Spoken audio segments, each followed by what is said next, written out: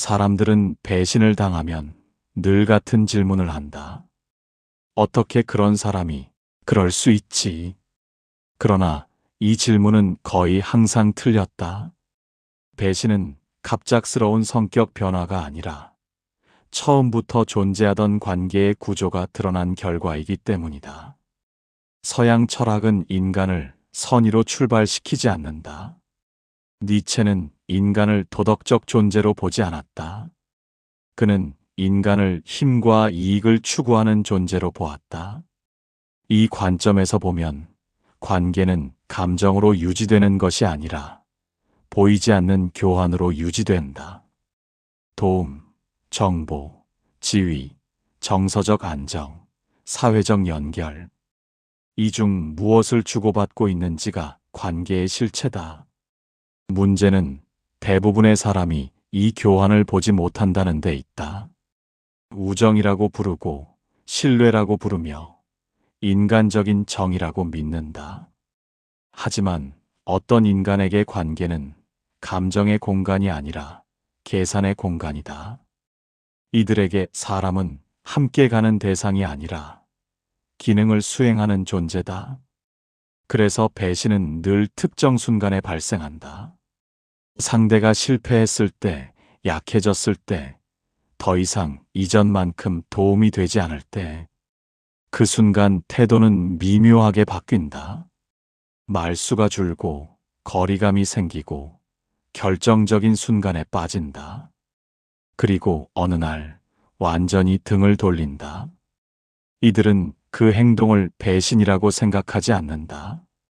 쓸모가 끝났다고 판단했을 뿐이다. 홉스는 인간이 본질적으로 자기 보존을 추구한다고 말했다. 이 관점에서 보면 쓸모가 사라진 관계를 정리하는 것은 비도덕이 아니라 합리적 선택이다. 문제는 한쪽만 이 논리를 알고 있었다는 점이다. 한쪽은 사람을 믿었고 다른 한쪽은 가치를 계산했다. 이 간극이 바로 배신의 본질이다. 앞으로 말할 세 가지 인간 유형은 모두 이 구조 위에 서 있다. 이들은 처음엔 친절하고 가까우며 필요 이상으로 적극적이다. 그러나 공통점이 있다. 당신의 현재 가치에만 관심이 있다는 점이다. 미래의 당신, 약해진 당신, 실패한 당신에는 관심이 없다. 배신을 피하려면 사람의 말이나 감정을 분석해서는 안 된다. 관계를 유지하는 이유가 무엇인지를 봐야 한다. 그 이유가 사라졌을 때도 남아있을 관계인지 아니면 즉시 무너질 관계인지를 구분해야 한다. 거래형 인간은 관계를 감정이 아니라 교환으로 이해한다. 이들은 사람을 좋아해서 곁에 머무르지 않는다. 필요해서 머문다. 그리고 그 필요가 사라지는 순간 아무 일도 없었다는 듯 물러난다. 이 유형은 처음부터 계산적이지 않아 보인다. 오히려 과할 정도로 친절하다. 도움을 먼저 주고 편을 들어주며 상대의 이야기를 열심히 들어준다. 그래서 많은 사람이 착각한다. 이 사람은 나를 진심으로 대한다고 믿는다. 그러나 그 친절에는 방향성이 있다. 그들은 현재의 당신에게만 집중한다. 당신이 가진 정보, 능력, 인맥, 영향력, 혹은 정서적 안정. 지금 당장 얻을 수 있는 것이 무엇인지 정확히 본다. 홉스는 인간을 자기 이익을 추구하는 존재로 설명했다. 거래형 인간은 이 사상을 가장 솔직하게 살아간다. 이들에게 관계는 계약이다. 다만 계약서가 없을 뿐이다. 조건은 명확하다.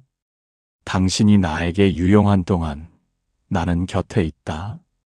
문제는 이 계약이 암묵적이라는 점이다. 상대는 계약을 맺었다는 사실조차 모른다. 그래서 한쪽은 정을 쌓고 다른 한쪽은 이익을 축적한다. 이 불균형은 언젠가 반드시 드러난다. 당신의 상황이 바뀌는 순간이 그때다. 실패했을 때, 힘이 약해졌을 때, 더 이상 예전만큼 도움을 주지 못할 때, 그 순간 거래형 인간은 조용히 거리부터 조정한다. 연락 빈도가 줄고, 태도가 식고, 필요할 때만 나타난다. 결정적인 순간에는 빠진다. 이유를 묻지 말라는 듯 설명도 없다. 그들은 이것을 배신이라 생각하지 않는다. 거래가 끝났다고 느낄 뿐이다. 이 유형이 특히 위험한 이유는 하나다. 신뢰를 가장 잘 흉내낸다. 신뢰처럼 보이지만 실제로는 효율이었다. 그래서 관계가 깊었다고 느낀 쪽만 크게 무너진다. 거래형 인간을 구분하는 기준은 단순하다. 당신이 아무것도 줄 수 없는 상태에서도 그 자리에 남아있는가? 그 질문에 답이 없다면 이미 구조는 정해져 있다. 거울형 인간은 스스로의 중심이 없다. 이들은 자기 생각으로 관계를 맺지 않는다. 상대의 힘과 위치를 비추며 그 옆에 선다. 그래서 처음에는 매우 충성스러워 보인다. 존중하는 말이 많고 지지하는 태도를 보이며 마치 오래된 동료처럼 행동한다. 그러나 이들의 충성은 사람을 향한 것이 아니다. 상태를 향한 것이다. 쇼펜하우어는 인간이 의지에 의해 움직인다고 봤다. 거울형 인간은 그 의지를 스스로 만들지 못한다. 대신 강한 의지를 가진 사람, 잘 나가는 사람, 인정받는 사람 옆에 붙어 자신의 불안을 잠재운다. 그래서 이들은 항상 강자 근처에 있다. 성공한 사람, 영향력 있는 사람, 중심에 선 사람. 그 곁에 있을 때 자신도 같이 있어 보이기 때문이다. 문제는 그 가치가 전적으로 외부에 의존한다는 점이다. 상황이 변하면 태도도 즉시 변한다. 어제까지의 존중은 오늘의 무관심으로 바뀐다. 말투는 차가워지고 거리감은 자연스러운 척 늘어난다. 특별한 다툼도 없다. 그저 흐름이 바뀌었을 뿐이라는 얼굴이다. 이 유형의 배신은 소리 없이 이루어진다. 뒤통수를 치지 않는다. 다만 가장 필요할 때 곁에 없다. 지지해 줄 것이라 믿었던 순간 이미 다른 곳을 보고 있다. 거울형 인간은 자신을 배신자라고 생각하지 않는다. 그들은 이렇게 합리화한다. 상황이 달라졌을 뿐이다. 예전 같을 수는 없다. 하지만 관계에서 가장 중요한 것은 상황이 아니라 태도의 일관성이다. 이들은 약해진 사람을 견디지 못한다. 실패한 사람 곁에 머무르면 자신도 흔들리기 때문이다. 그래서 먼저 거리를 둔다. 감정적으로 냉정해지고 심리적으로 선을 긋는다. 이 유형을 알아보는 기준은 명확하다. 당신의 위치가 내려갔을 때 그들의 말과 눈빛이 그대로인지 보면 된다. 존중이 사라지는 순간 관계는 이미 끝난 것이다. 소비형 인간은 관계를 경험으로 대한다. 사람을 깊이 이해하려 하지 않는다. 대신 그 사람이 주는 감정, 자극, 분위기를 소비한다. 즐거운 동안은 열정적이지만 익숙해지는 순간 흥미를 잃는다. 이 유형은 처음에 가장 매력적이다. 반응이 빠르고 표현이 풍부하며 감정이 뜨겁다. 그래서 많은 사람이 착각한다. 이 관계는 특별하다고, 강렬하다고 믿는다. 그러나 소비형 인간에게 그 특별함은 오래 유지되지 않는다. 에피쿠로스는 쾌락을 말했지만 동시에 분명히 선을 그었다. 지속되지 않는 쾌락은 오히려 불안을 키운다고 봤다. 소비형 인간은 이 경계를 넘는다. 이들은 항상 더 강한 자극을 원한다. 관계도 마찬가지다. 처음의 설렘이 사라지면 관심은 줄어든다. 상대가 나빠진 것도 문제가 생긴 것도 아니다. 단지 지루해졌을 뿐이다. 그래서 떠난다. 설명 없이, 책임감 없이. 이 유형의 배신은 가장 이해하기 어렵다. 싸운 적도 없고 큰 갈등도 없었다. 그럼에도 어느 날 갑자기 거리가 생긴다. 연락은 줄고 반응은 느려지며 결국 단절된다. 남겨진 사람만 이유를 찾는다. 소비형 인간은 악의가 없다. 그래서 더 잔인하다. 그들은 이렇게 생각한다. 자연스럽게 끝난 관계다. 하지만 한쪽은 감정을 쌓았고 다른 한쪽은 경험을 소모했다. 이 유형은 특히 감정적으로 깊은 사람에게 치명적이다. 깊이를 주면 줄수록 소비는 끝을 향해 간다. 진심은 오히려 관계의 수명을 단축시킨다. 소비형 인간을 구분하는 기준은 단순하다. 관계가 안정될수록 흥미를 잃는가? 갈등보다 익숙함을 견디지 못하는가? 그렇다면 이 관계는 오래가지 않는다. 배신은 갑작스럽게 시작되지 않는다. 항상 예고가 있다. 다만 대부분의 사람은 그 신호를 호감으로 착각한다. 이 세 유형이 공통적으로 보내는 신호는 처음엔 관계의 장점처럼 보이지만 시간이 지나면 구조적 결함으로 드러난다. 첫 번째 신호는 속도가 빠르다는 것이다. 너무 빨리 가까워지고 너무 쉽게 친밀해진다. 깊이 알기도 전에 신뢰부터 요구한다. 이 속도는 열정처럼 보이지만 실제로는 검증을 피하기 위한 방식이다. 니체는 깊이를 만들기 위해서는 시간이 필요하다고 봤다. 빠른 관계는 감정은 크지만 기반은 약하다. 그래서 상황이 흔들리면 가장 먼저 무너진다. 두 번째 신호는 현재의 가치에만 집중한다는 점이다. 당신의 생각, 성격, 내면보다 지금 무엇을 해줄 수 있는지에 관심을 보인다. 도움, 정보, 인맥, 감정적 지지, 대화의 방향이 늘 여기에 머문다. 이 신호는 특히 착한 사람에게 잘 통한다. 필요로 받는다는 느낌은 쉽게 관계로 오해된다. 그러나 필요한 것과 소중한 것은 전혀 다르다. 세 번째 신호는 미래에 대한 언급이 비어 있다는 점이다. 함께할 내일을 구체적으로 말하지 않는다. 장기적인 계획이나 지속성에 대한 표현을 피한다. 지금 이 순간의 좋음만 강조한다. 칸트는 인간을 수단이 아니라 목적으로 대해야 한다고 말했다. 그러나 이 유형들은 관계를 현재의 만족을 위한 도구로 사용한다. 그래서 미래가 없다. 이 세 가지 신호가 동시에 보인다면 관계는 이미 방향이 정해져 있다. 당신이 약해지는 순간 이 관계는 자연스럽게 끝난다. 같은 유형에게 계속 배신당한다면 문제는 운이 아니다. 관계 선택의 기준이 무의식적으로 고정되어 있기 때문이다. 사람은 늘 익숙한 구조를 선택한다. 설령 그 끝이 상처라는 걸 알면서도 말이다. 이 세 유형이 끌리는 이유는 하나다. 처음에 결핍을 정확히 채워주기 때문이다.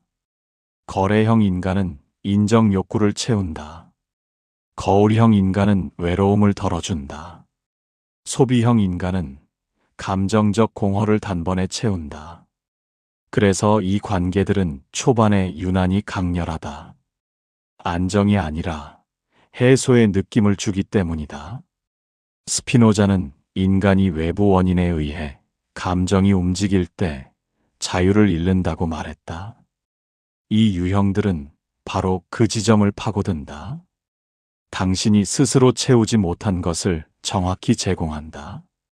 그래서 관계가 아니라 의존이 만들어진다. 의존이 생기면 기준은 흐려진다. 상대의 태도가 일관되지 않아도, 설명이 없어도 마음 한편에서는 이렇게 해석한다. 지금은 상황이 안 좋아서 그렇다. 원래 이런 사람이 아니었다. 그러나 철학은 묻는다. 원래 어떤 사람이었는지가 아니라 지금 어떤 구조로 행동하는가를 보라고. 이 관계들이 반복되는 또 다른 이유는 하나 더 있다.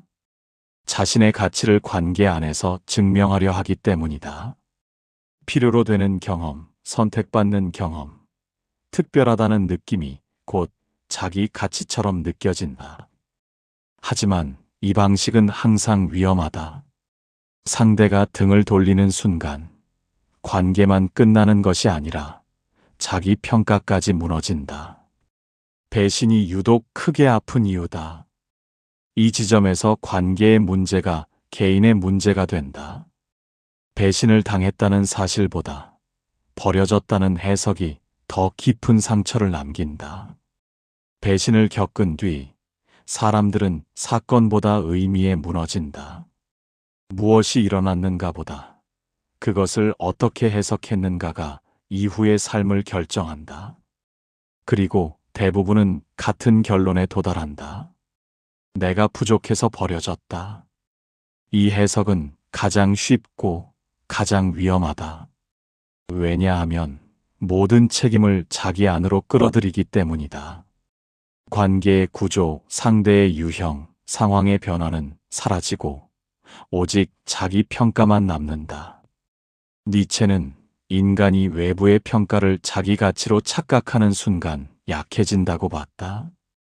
배신 이후 이 착각은 극대화된다.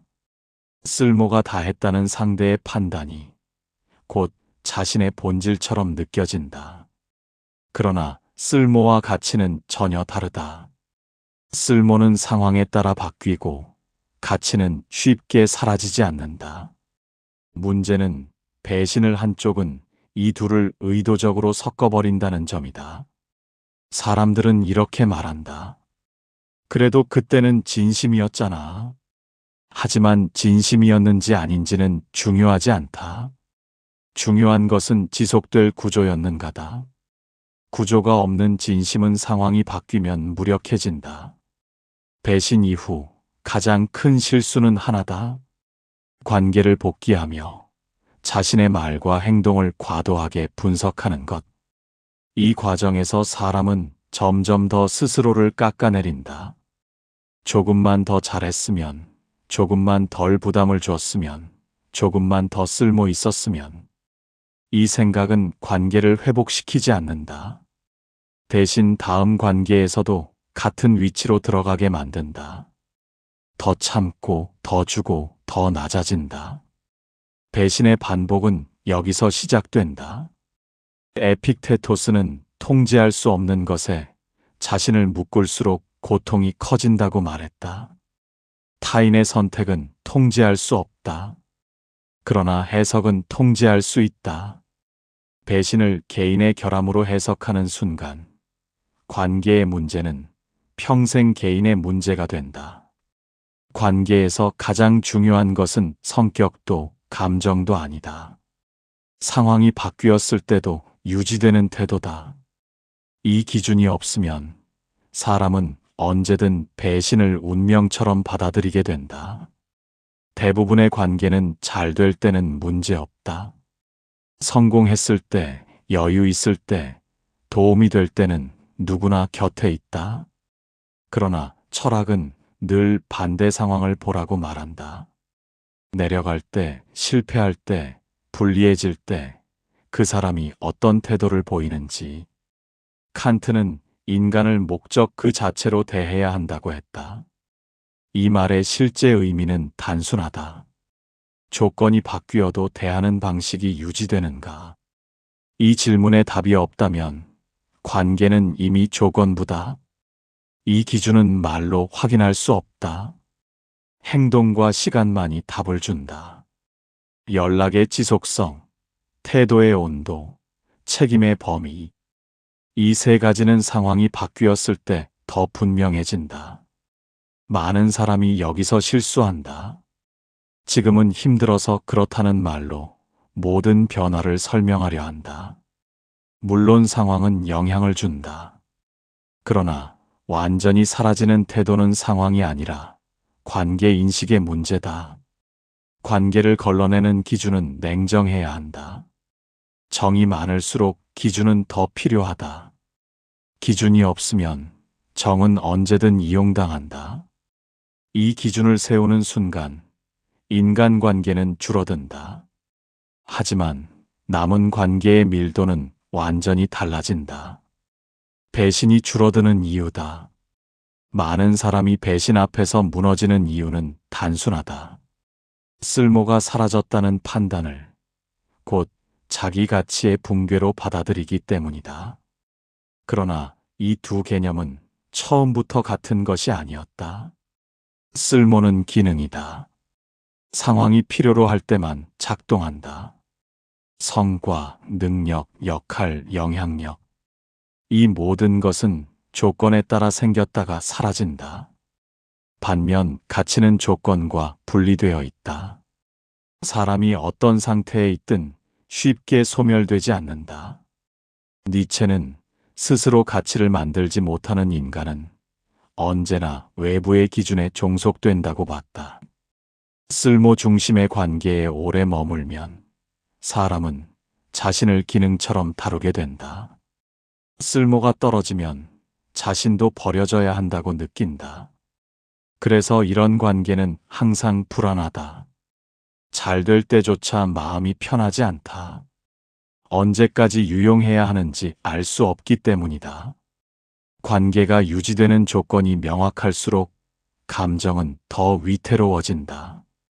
배신을 한 쪽은 단순하다. 쓸모가 줄어들었기에 떠난 것이다. 그러나 남겨진 쪽은 복잡해진다. 자신이 부족해서, 가치가 없어서, 대체 가능해서 버려졌다고 해석한다. 이 해석은 사실이 아니다.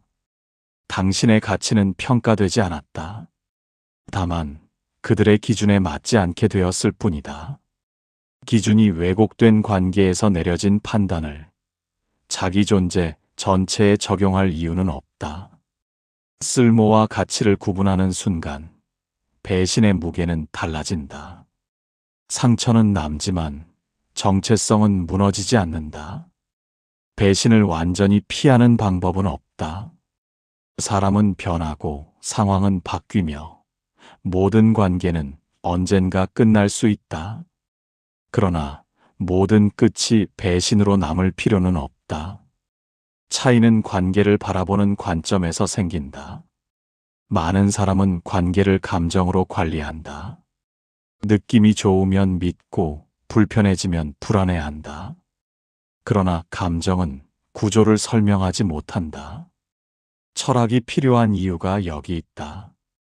에픽테토스는 인간의 고통이 사건 자체보다 그 사건을 붙잡으려는 태도에서 생긴다고 말했다.